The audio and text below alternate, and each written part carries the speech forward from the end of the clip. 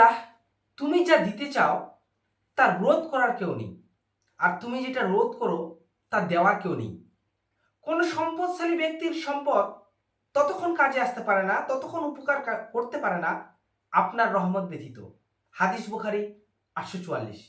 আশা করি প্রিয় দর্শক আমরা এই লাইনটাকে আজকে বোঝানোর চেষ্টা করব, আর আপনিও বোঝার চেষ্টা করবেন। দেখেন, কোনো সম্পদশালী ব্যক্তি সম্পদ ততক্ষণ কাজে আসতে পারে না যতক্ষণ আল্লাহর রহমত থাকে। এবার আমরা অনেক ক্ষেত্রে অনেক সময় আমরা রোজি রোজগার করি, সেটা দেখি না হারাম অথবা হালাল। আমরা দাবাকে মানে আমরা যেমন ইচ্ছা যেভাবে হোক টাকা উপার্জন করতে হবে, সে যে পন্থায় হোক, হারাম পন্থায় হোক অথবা হালাল পন্থায় হোক, টাকা উপার্জন করতে হবে। এটাই শুধু মাইন্ডে ঘুরে, এটাই শুধু মাইন্ডে ঘুরে, এটা শুধু মনে ঘুরে, কিন্তু আমরা দেখি না যে সেটা হালাল কিনা। আর স্পষ্টভাবে বলা রয়েছে যে ব্যক্তি 5 ওয়াক্ত সালাত আদায় করে সে মুসলিম, তবে 5 ওয়াক্ত সালাত তখনই কাজে লাগবে যদি তার মধ্যে হালাল খাদ্য থাকে। হালাল খাদ্য আপনাকে উপার্জন করতে হবে, এটা মাস্ট, এটা জরুরি, এটা পয়েন্ট অফ দ্য নোট।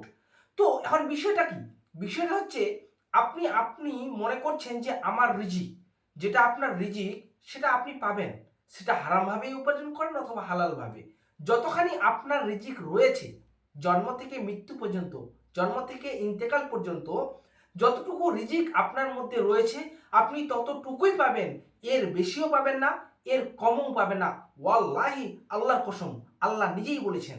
সুতরাং আপনি যদি মনে করেন দুটো রাস্তা, আমি হারাম পন্থা অবলম্বন করব, সুতরাং আপনি যদি হারাম রাস্তা দিয়ে যান, ঠিক আছে আপনি সেই রিজিক পাবেন, কিন্তু আপনার কামাইটা হয়ে গেল হারাম। আর যে হারাম কামাই করবে সে কোনোদিন মুসলিম হতে পারে না, সে কোনোদিন নিজেকে মুসলিম দাবি করতে পারে না, সুতরাং তার জন্য জান্নাত কোনো মতেই হতে পারে না, সে সরাসরি জাহান্নাম যাবে।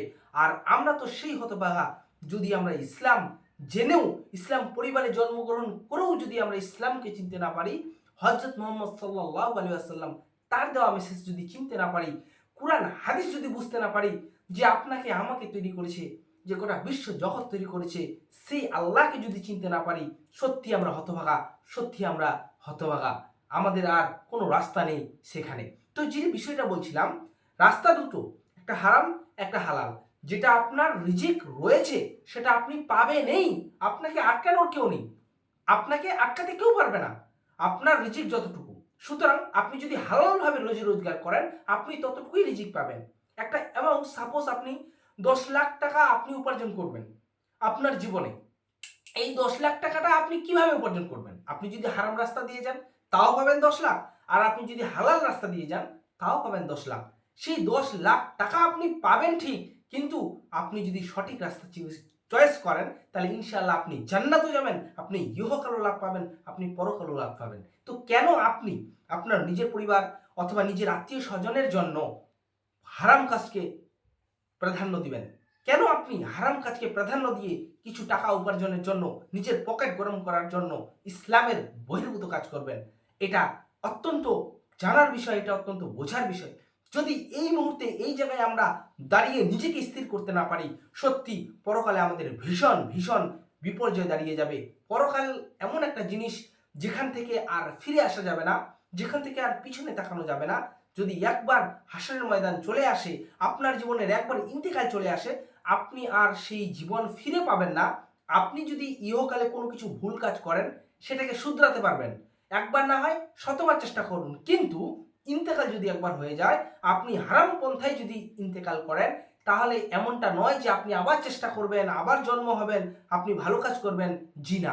জাস্ট একটা সুযোগ, এই সুযোগ যদি হারিয়ে ফেলেন সরাসরি জাহান্নাম, কিচ্ছু করার নেই, এখানে এইভাবেই বিধান এসেছে। সুতরাং সময়টাকে এখন কাজে লাগান, বিবেককে এখন কাজে লাগান, বুদ্ধিকে কাজে লাগান, আপনার দিলের ধারকানটাকে বোঝার চেষ্টা করুন, সত্যি আমাদের জীবনের গন্তব্য কোথায় সেটাকে বোঝার চেষ্টা করুন। আশা করি আমি আমার ক্ষুদ্র মস্তিষ্ক দিয়ে বোঝানোর চেষ্টা করলাম, আশা করি আপনারা বুঝেছেন, কারণ যা হবে স্পষ্ট হবে।